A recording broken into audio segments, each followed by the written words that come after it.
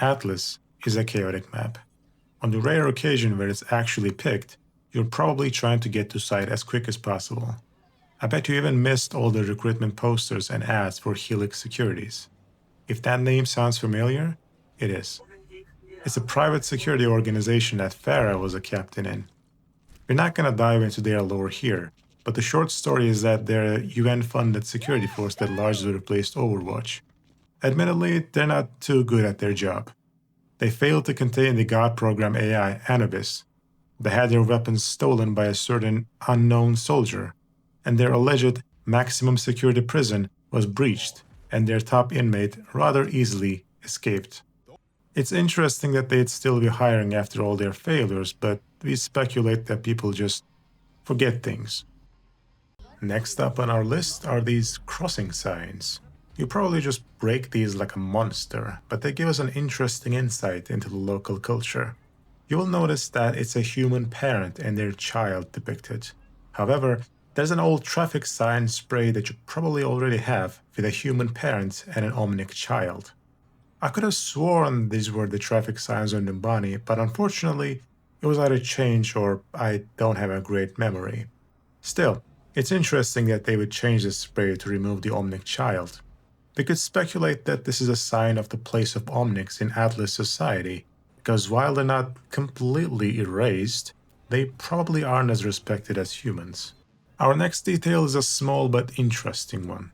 It's a spray that says, "Free the Freaks" and "Fight Back."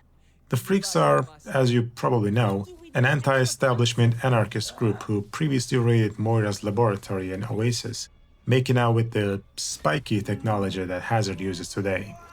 We don't have any information about the Freaks' presence in Aatlis, and this spray is outside a library that doesn't seem to have anything about them in it. So it's likely that they were simply passing by and decided to let everyone know about it. Next up is this giant rain catcher in the middle of the city. Well, at least it looks like one. While it may look like a feat of engineering, it actually doesn't make a lot of sense. First, Aatlis is based on the city of Marrakesh, which has a relatively dry climate and not a lot of rain. Then the water tower itself doesn't seem very durable, and there aren't any pipes going down. There are only 4 fountains around the tower, and while you could argue that there are pipes inside the walls, that would still be nearly impossible to balance with how massive the rest of the tower is. I guess we can just say it's futuristic engineering and leave it at that.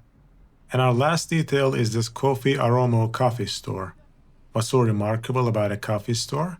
It's actually a recurring one.